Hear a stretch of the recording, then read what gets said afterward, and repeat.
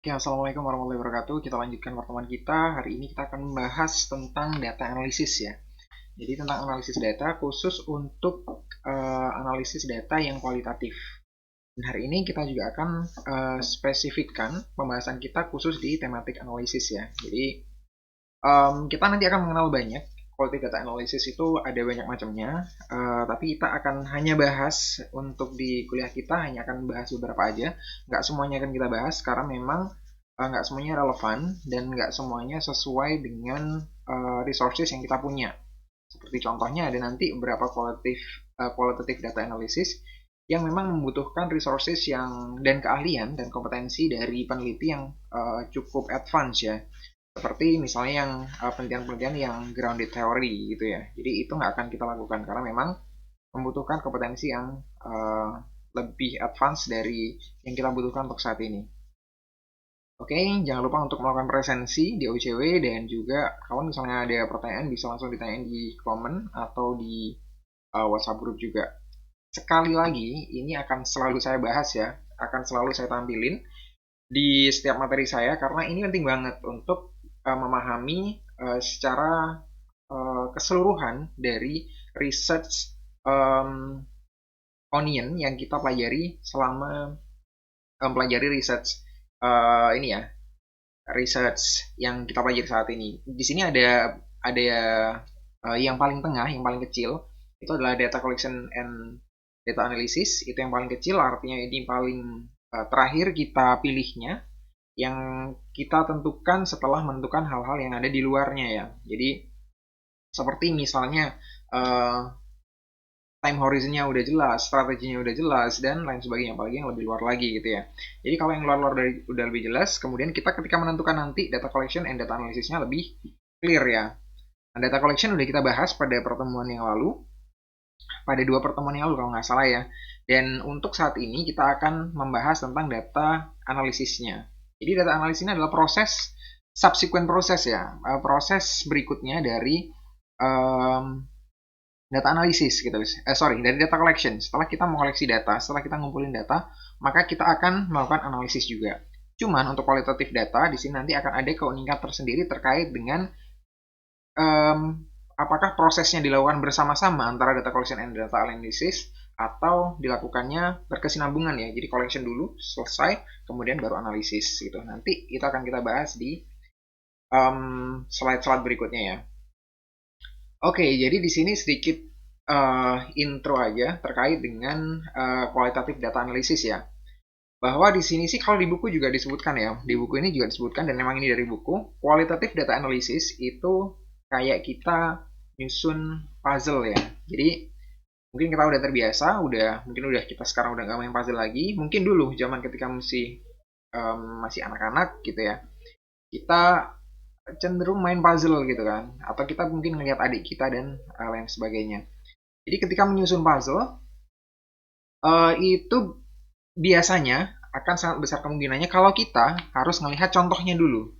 Kita harus melihat mungkin di boxnya ya, mungkin di boxnya atau mungkin di bungkusnya sebenarnya puzzle ini tuh gambar apa gitu kan. Let's say kalau misalnya puzzle-nya gambar Mickey Mouse gitu ya, kita ngerti gambar Mickey Mouse gitu kan.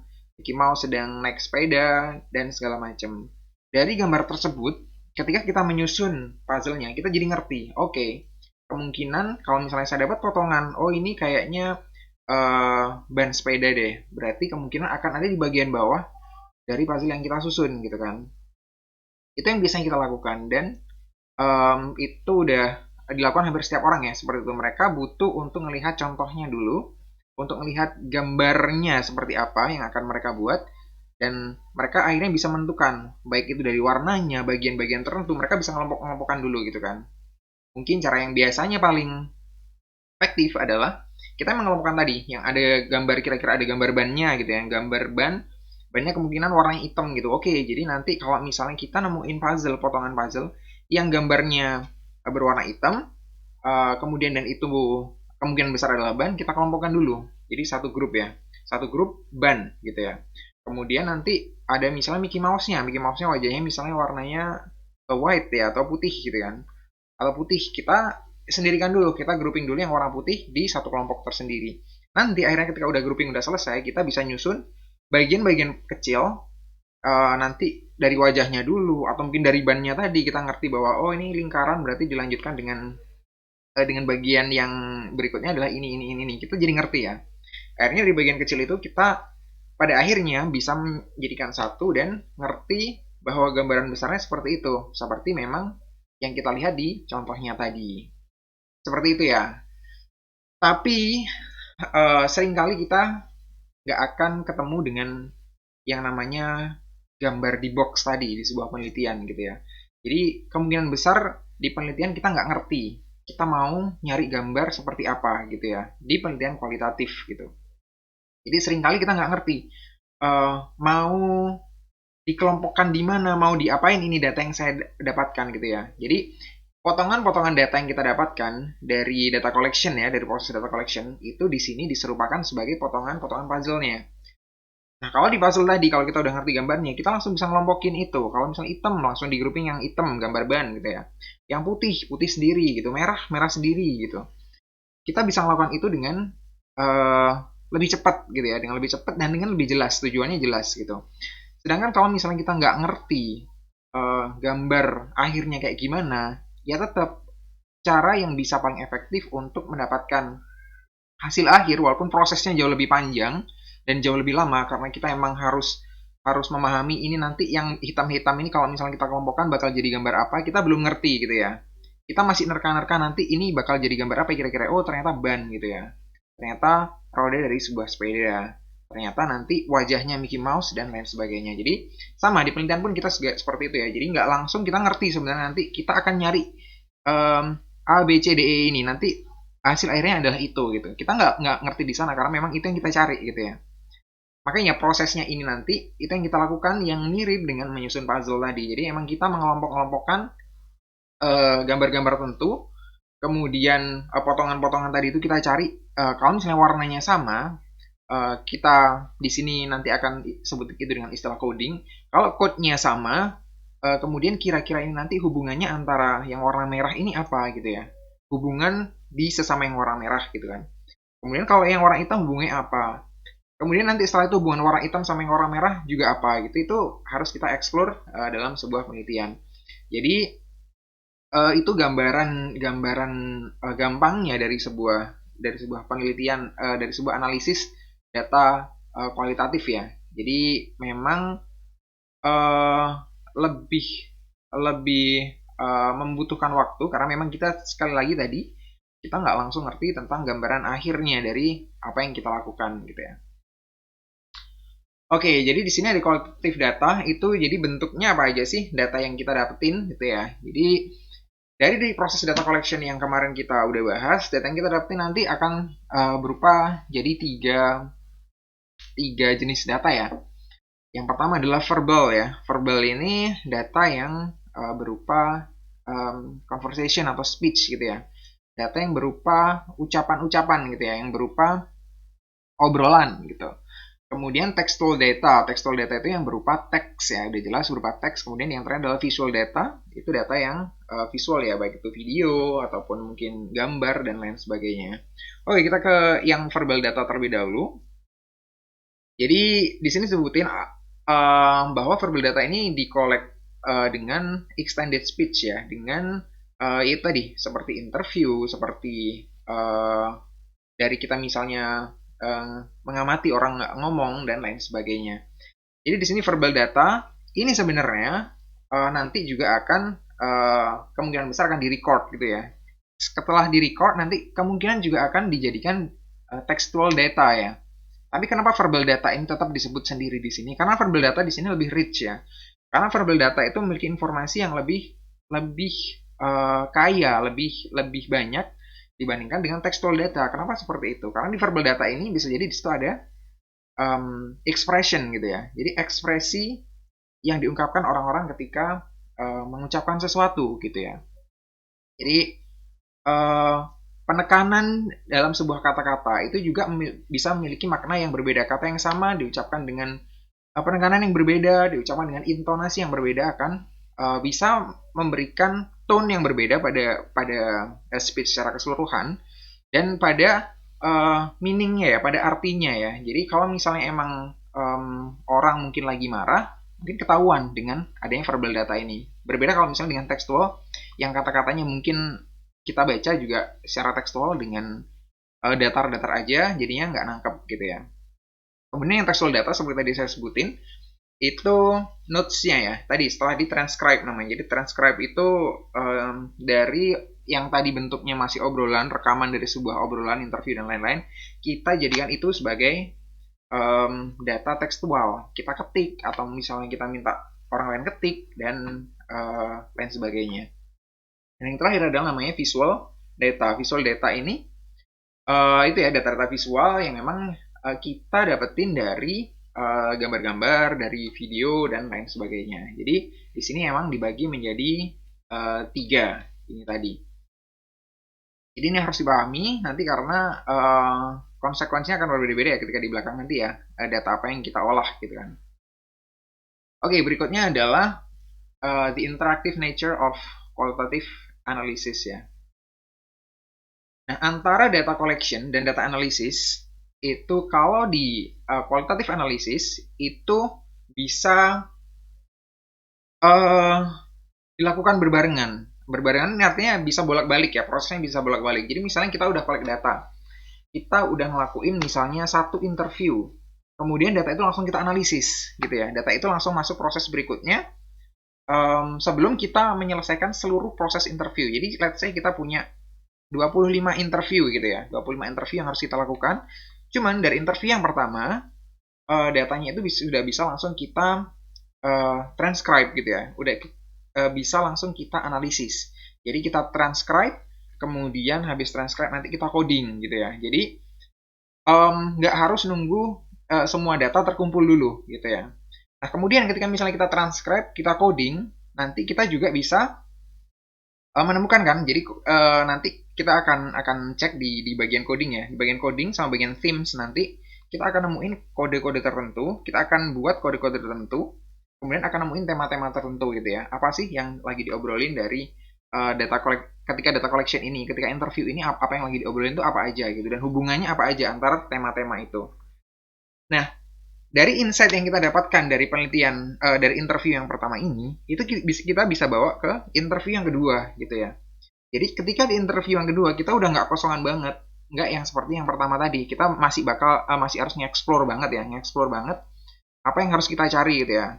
Apa yang hal-hal apa yang perlu kita coding yang mungkin orang juga menyampaikan itu secara repetitif gitu ya, dan orang juga memberikan penekanan kepada sesuatu yang di dalam konteks yang kita teliti itu mereka anggap penting, itu sudah kita transcribe, sudah kita coding gitu ya, dan itu udah ketemu gitu kan, udah ketemu walaupun masih sedikit ya, walaupun masih permulaan gitu. Dan yang penting adalah dari yang kita temukan ketika data analisis tadi itu kita bisa bawa ke data collection berikutnya. Jadi ketika misalnya interview kedua, kita udah punya gambaran dari yang interview yang pertama tadi, itu bisa kita tanyakan lagi. Jadi interview kita bisa jadi lebih terarah ya.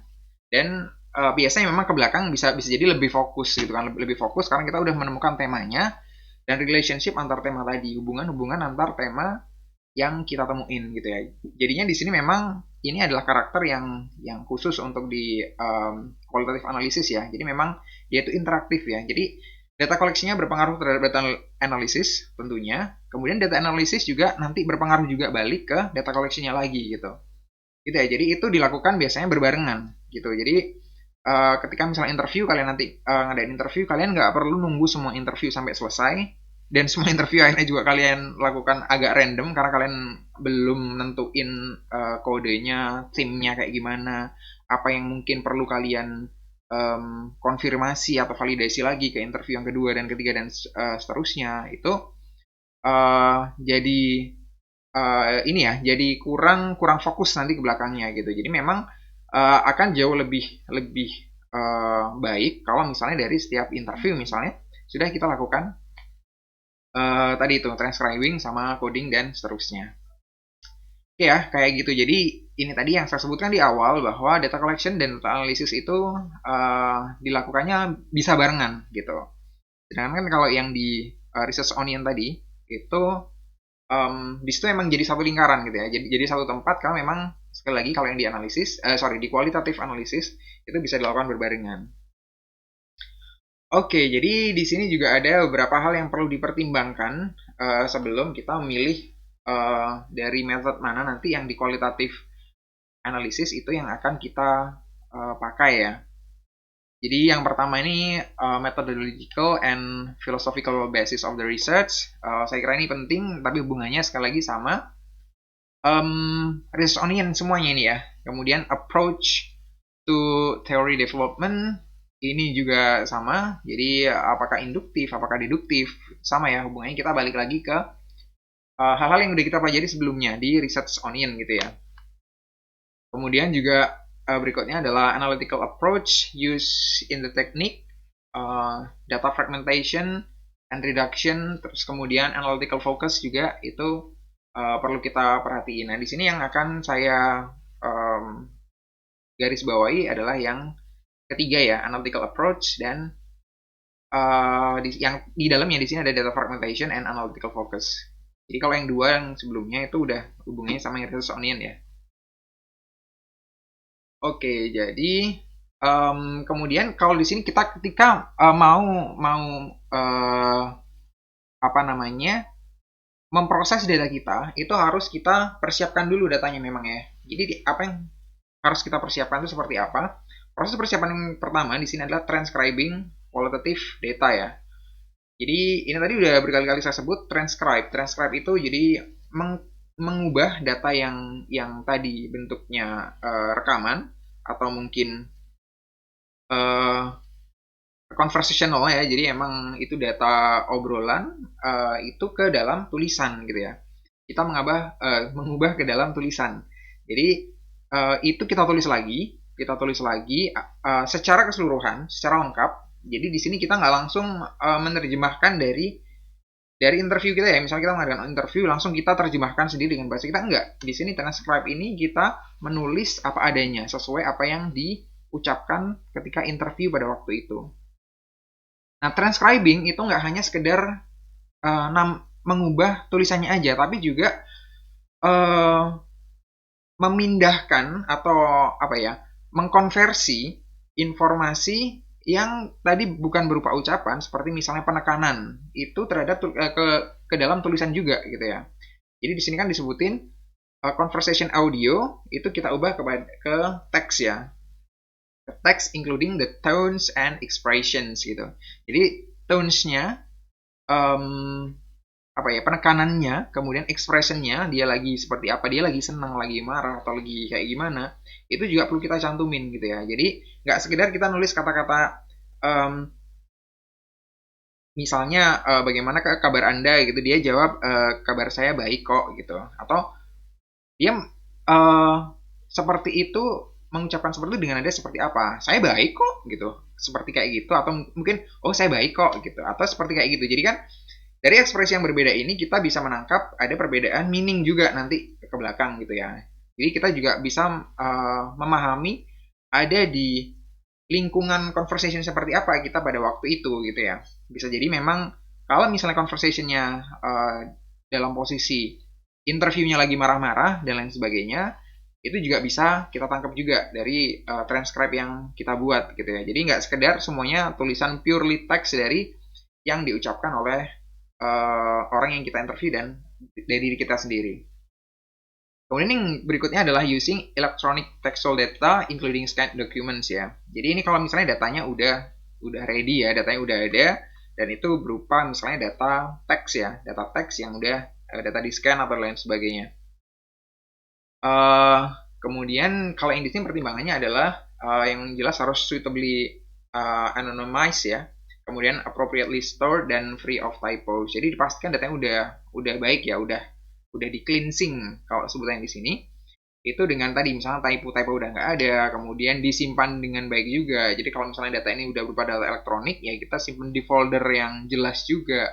Kemudian mungkin kita pisahkan dari interview satu dan interview berikutnya, dari interview A dengan interview B itu kita pisahkan file-filenya dengan baik gitu ya, sehingga ketika nanti kita cari lagi kita nggak akan kesusahan gitu. Oke, jadi itu tadi untuk pertimbangan-pertimbangan yang dan persiapan apa yang harus kita lakukan sebelum melakukan analisisnya ya. Nah, sekarang di sini adalah bagian tentang analisisnya. Seperti tadi disebut di awal, untuk pertemuan kali ini kita emang khusus bahas tentang tematik analisis. Dan sebagian di situ di dalam tematik analisis nanti ada namanya template analisis gitu ya.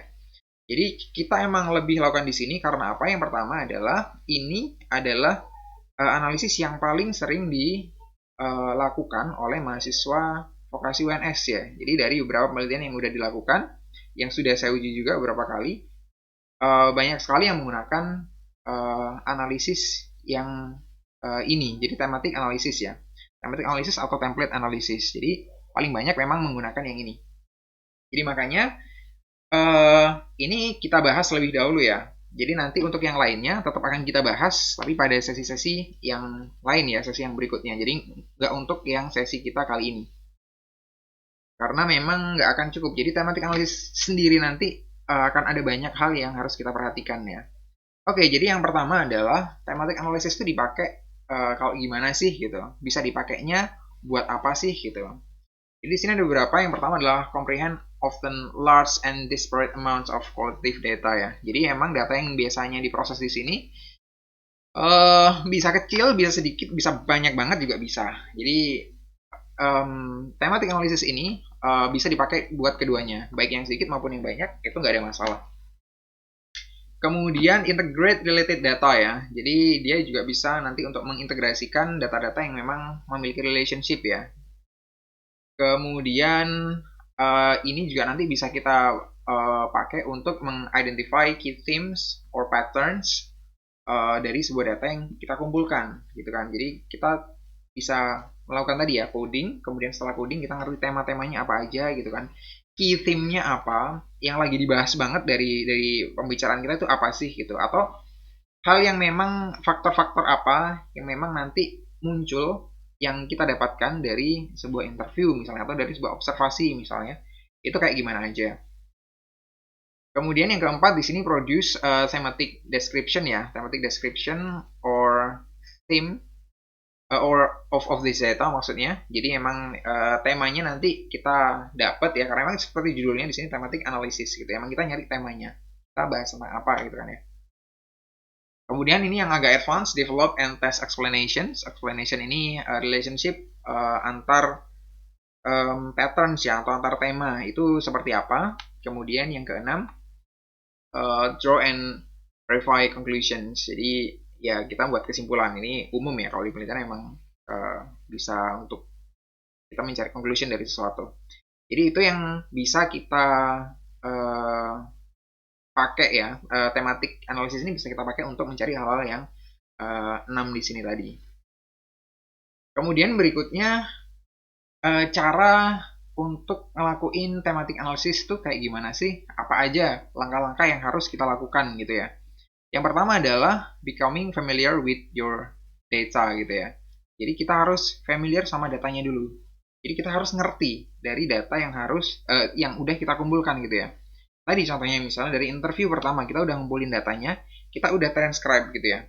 Nah, kita harus bisa bisa memahami dari tadi baik berupa data itu masih berupa voice, audio data gitu ya, ataupun ketika data itu udah ditranscribe gitu ya. Kita harus bisa memahami apa sebenarnya yang lagi dibahas di situ, apa yang lagi diomongin, dan lain sebagainya. Karena kalau misalnya kita nggak bisa memahami dari di situ yang lagi dibahas apa, orang ini ngomong apa, uh, terus arahnya dari interview ini kemana, kita semuanya nggak jelas, nggak ngerti, maka yang nomor dua dan yang berikutnya itu nggak akan bisa dilakukan dengan baik juga gitu ya. Karena yang nomor dua, coding your data, ketika coding, ketika kita membuat code-nya, itu kita harus ngerti tentang apa yang lagi diobrolin gitu ya. Apakah ini penting untuk kita coding atau enggak? Apakah ini hal yang seharusnya kita code atau memang ini hanya hal-hal yang nggak penting aja dari sebuah transcription ya gitu. Jadi dari sebuah pembicaraan gitu. Jadi yang kedua adalah coding your data, kemudian yang ketiga adalah searching for themes and recognizing relationships. kita jadi ngerti temanya dari kode-kode yang udah kita dapetin gitu ya. Kita ngerti temanya, kita ngerti key theme-nya juga. Nanti key theme itu ya tema pokoknya seperti apa. Kemudian recognizing relationships, jadi kita ngerti hubungannya antar tema-tema tadi itu. Dan yang terakhir adalah refining themes and testing propositions ya. Jadi lebih ke refining themes-nya ini. Jadi apakah tema-tema itu emang yang dari awal itu udah sesuai gitu ya. Jadi theme ini kan bisa kita dapetin dari transcription yang pertama ya. Dari ketika misalnya interview yang pertama kita udah bisa dapetin temanya, kodenya bisa, kemudian temanya kita udah dapet. Nah kita refine terus itu sampai akhir ya. Sampai akhir ketika pengumpulan datanya sampai yang selesai gitu, sampai yang paling akhir. Jadi ini adalah step-step yang harus kita lakukan di penelitian kualitatif untuk menganalisis datanya ya. Nah ini yang akan kita bahas adalah mulai yang nomor 2, yang nomor 1 karena umum ya itu nggak kita bahas ya. Sekedar kita harus familiar gitu ya. Familiar kita harus ngerti dari konteks apa yang lagi kita omongin. Dan kemungkinan besar kalau memang kita meliti tentang sesuatu, kita emang harusnya udah paham dengan istilah-istilah yang ada di disiplin ilmu tersebut. Kalau kita orang marketing ya kita udah ngerti dengan istilah-istilah marketing. Apalagi kalau misalnya interviewee kita nanti orang yang marketing banget, yang praktis banget, yang mereka udah pakai bahasanya juga bahasanya semuanya bahasa-bahasa marketing di lapangan gitu ya. Maka kita juga harus ngerti bahasa yang mereka sampaikan juga gitu ya. Jangan sampai kita nggak nyambung ya. Karena ketika nggak nyambung kita nggak akan bisa melakukan analisis ini dengan baik gitu ya. Oke, jadi kita bahas yang coding dulu. Jadi thematic analysis procedure yang kedua tadi adalah coding ya. Jadi coding di sini perlu dipahami, coding di sini berbeda dengan coding aplikasi Android full stack dan lain sebagainya. Jadi istilahnya aja yang sama. Coding di sini lebih kepada kita memberikan kita buat kategorinya, kita buat kategori data yang memiliki meaning atau arti-arti yang sama atau mirip gitu ya. Jadi di sini kalau yang bawah dulu ini ya, kita lihat yang di bawah dulu. Code is a single word or a short phrase which may also be abbreviated in use gitu. Jadi kode ini sebenarnya cenderung bebas ya, cenderung bebas. Itu nanti kita lihat yang di atasnya. Cuman cenderung bebas. Kita bisa pakai kode itu sebuah kata-kata atau sebuah singkatan dan lain sebagainya. Yang penting kita paham kode yang kita buat gitu ya. Dan terstandar gitu ya. Kalau kodenya itu yang kita pakai di depan ya sampai ke belakang ya itu terus gitu ya. Kalau kode untuk misalnya faktor-faktor apa yang membuat konsumen itu senang belanja di e-commerce gitu ya. Jadi misalnya diskon, yang pertama adalah diskon, diskon gitu ya. Kemudian yang kedua mungkin yang hal-hal yang muncul yang diucapkan dari interview kita misalnya dari kemudahan. Kemudian yang ketiga misalnya dari cost yang minim, jadi cost misalnya transportasi dan lain sebagainya gitu ya, dan lain sebagainya. Nah dari misalnya 3 itu kita dapetin, maka 3 itu harus kita beri kode yang spesifik, jadi nggak boleh sama ya antara ketiga ini karena memang 3-nya hal yang beda. Kemudian kita pakainya konsisten untuk interview kedua dan berikutnya kita pakai kode yang sama. Dari interview yang pertama misalnya kita dapat tentang diskon tadi, orangnya ngomong tentang diskon, oke kita kasih kode diskon misalnya DISC gitu ya, disk gitu. Kemudian ketika interview 2 juga orangnya juga nyampein tentang diskon, maka kita juga ngasih code di transcription kita dari conversation yang ini juga kita code dengan disk juga gitu ya. Jadi kita udah dapatkan 2 disk dari interview yang pertama dan interview kedua tadi gitu ya. Jadi yang penting terstandar dan konsisten pemakaiannya. Kemudian yang bawahnya ya coded extract of data is referred to a unit of data. Jadi kayak tadi yang saya ucapkan, kalau misalnya kita udah dapat tadi informasi tentang dari interview tentang tadi ya, misalnya dari interview itu yang bersangkutan ngomong tentang diskon gitu. Saya ini sih mas senangnya itu kalau misalnya di marketplace online itu saya bisa dapetin diskon. Interview pertama oke, diskon langsung. Interview yang kedua dia nggak nyebut diskon tapi dia nyebut potongan harga gitu kan. Ya, di situ banyak mas potongan harganya, banyak promo-promo dan segala macam. Nah sama di situ kita bisa masukkan ke kode diskon juga ya. Kita tandai dengan disk juga gitu ya untuk kalimat yang tadi itu, yang kalimat tentang saya seneng karena ada potongan harga gitu. Nah, itu kita masukkan ke disk juga ya. Dan kalimat yang tadi kita masukkan itu disebutnya di sini adalah unit of data ya. Jadi unit of data itu bisa jadi satu kata, beberapa kata, sini sorry ya, beberapa kata, kemudian satu baris atau dua baris, satu kalimat, satu paragraf itu bisa ya di sini. Jadi kalau misalnya orang ngomong ngalor ngidul panjang, ternyata semuanya cuma tentang diskon aja gitu ya, tetap kita coding jadi satu ya, dia di diskon gitu ya. Jadi kayak gitu contohnya. Nah, kode-kodenya ini kita bisa dapat dari mana sih? Source of codes ini kita dapatnya bisa dari data driven, kemudian dari teori driven ya. Kalau data driven ini artinya dari data yang kita dapetin pada waktu itu. Data driven ini yang pertama ada labels derived from data by the researchers ya. Jadi kalau yang di sini labels derived from data by the researcher kayak tadi yang saya sebutin. Jadi kalau misalnya ada potongan harga diskon, kita langsung aja sebut itu DISC gitu ya buat gampangin kita. Misalnya kita akan pakai 4 standarnya ada 4 huruf semuanya gitu ya. Jadi DISC gitu. Nanti yang lainnya misalnya kalau kemudahan gitu, misalnya kita langsung kasih kode easy gitu ya, EASY gitu. Jadi kita ngasih kodenya kayak gitu semuanya. Nah, itu yang pertama, labels derived from data by the researcher. Kemudian ada yang kedua namanya adalah actual terms used by participants ya. Kalau misalnya ini lebih biasanya istilahnya lebih jelas gitu. Kalau misalnya kayak tadi diskon, kemudian yang diwawancarai ngomong diskon memang ya kita pakai diskon gitu di diskon kita tulis full diskon gitu ya.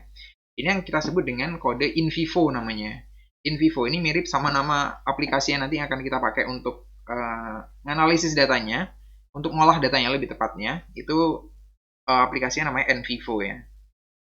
Kemudian yang terakhir adalah derived from existing theory atau literatur-literatur yang lain ya. Baik itu misalnya yang udah digunakan di penelitian yang lain yang menggunakan coding seperti itu, lalu codingnya kita pakai, itu bisa gitu. Jadi yang ini namanya a priori codes ya. Jadi itu tentang coding ya.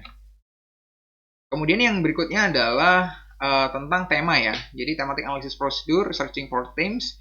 Jadi ini ada beberapa pertanyaan awal terkait dengan coding tadi ya. Jadi kita harus ngerti sebelum melakukan analisis lebih jauh, kita harus bisa menjawab pertanyaan-pertanyaan beberapa pertanyaan yang ada di sini gitu ya.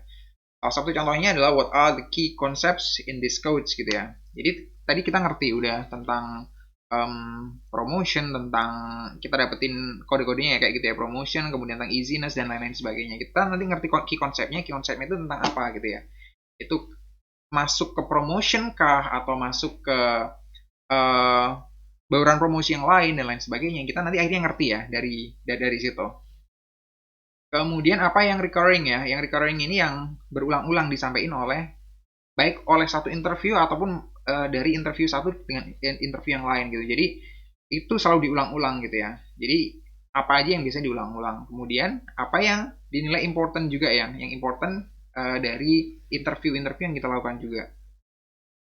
Kemudian patterns-nya juga kita nanti bisa dapatkan polanya. Kemudian akan ada pola-polanya dari data yang kita kumpulkan. Kemudian setelah itu kita bakal kemungkinan akan dapat relationship-nya ya. Ya, kira-kira apa ya kode-kode ini yang kita udah dapet itu kira-kira hubungannya apa ya dengan kode-kode yang lain gitu. Kemudian yang terakhir ini sama masih tentang hubungannya. Nah, hubungannya apa? Kalau yang tadi kira-kira berhubungan atau enggak, yang paling akhir ini adalah kira-kira hubungannya apa kalau emang berhubungan. Oke, yang tadi tentang code ya. Kalau yang ini tentang initial questions yang hubungannya dengan themes ya, dengan temanya. Apa kira-kira esensinya yang kelihatan di sini gitu ya. Kemudian juga bagaimana satu tema itu berhubungan dengan tema yang lain kemungkinan kalau itu berhubungan ya. Kemudian yang mana yang jadi tema main themes atau key themes di sini ya, dan mana yang cuman secondary atau sub themesnya ya, yang itu tema-tema lain yang mungkin muncul di interview yang kita lakukan atau mungkin di observasi yang kita lakukan itu muncul, cuman itu bukan hal yang key themes ya, bukan yang paling menonjol atau paling penting yang ada di sini. Kemudian berikutnya kita sama dengan yang tadi adalah kita mencari relationship antar tema-tema yang udah kita dapetin gitu. Kemudian yang berikutnya adalah initial question-nya regarding to relationship-nya between themes ya. Jadi kita di sini ada pertanyaan tentang relationship-nya. Nanti ketika misalnya kita udah dapet relationship-nya, kita bisa buat gambarnya ya. Gambarnya itu kita di sini sebutnya adalah thematic map ya. Nah, di sini kita bisa bisa memvalidasi lagi, memverifikasi lagi apakah initial thematic map yang kita buat itu ya, kita buat thematic map-nya itu apakah emang udah sesuai dengan semua data yang udah kita olah ini gitu ya, atau belum gitu. Kalau belum ya, dimana kita harus memperbaiki. Nah, kemudian juga hal apa aja yang kemungkinan keluar dari relationship dari tema yang kita lagi analisis ini gitu. Jadi apa yang di situ emang benar-benar nggak nyambung, jadi atau nggak terwakili sama sekali dan memang itu nggak penting bisa jadi gitu. Itu apa aja itu kita keluarin gitu ya. Kemudian does the way the data have been coded need to be revised. Nah ini ya. Jadi kalau misalnya memang data-datanya atau kodenya itu perlu kita revisi, ya kita harus revisi gitu ya. Jadi di sini kode-kode yang kita udah buat di awal tadi, seiring dengan proses yang kita jalanin tadi, itu nggak harga mati juga gitu ya. Kemudian juga tema-temanya dari beberapa kode itu kan kita kumpulin mereka dalam satu tema tertentu gitu kan. Itu juga nggak harga mati. Kita harus, kalau memang kita harus nge-revise, kalau memang nggak sesuai ya kita harus revise ya. Nah ini yang berikutnya adalah which themes need to be refined gitu ya. Refined, discarded, or newly introduced gitu ya. Tadi ini hubungannya sama yang sebelumnya. Yang mana yang harus diperbaiki lagi, mana yang harus dikeluarin ya, discarded, dibuang aja, atau yang mungkin justru ada tema baru yang kita dapetin gitu ya. Gitu. Kemudian yang terakhir adalah how may the thematic representation be modified to represent my data better gitu ya. Jadi kalau misalnya memang dari tadi thematic map-nya, kemudian relationship-nya ini juga belum menggambarkan dari penelitian kita secara menyeluruh, maka ya kita sama sih baliknya tadi ke refine ya. Jadi kita ke refine untuk bisa memastikan bahwa hasilnya nanti itu represent data yang kita kumpulin gitu loh. Jadi emang udah sesuai gitu. Hasil yang kita dapetin itu sesuai dengan data yang kita kumpulin ya, baik melalui observasi, interview, dan lain sebagainya. Oke, dan kemudian itu yang pertama ya, thematic analysis gitu. Nah, yang kedua ada yang disebut dengan template analysis. Jadi inilah metode yang kedua, teknik yang kedua yang kita bahas di qualitative data analysis. Itu sebenarnya ini ya, template analysis is a specific type of thematic analysis. Jadi dia sebenarnya bagian dari thematic analysis yang kita bahas tadi sebelumnya, cuman dia lebih spesifik gitu.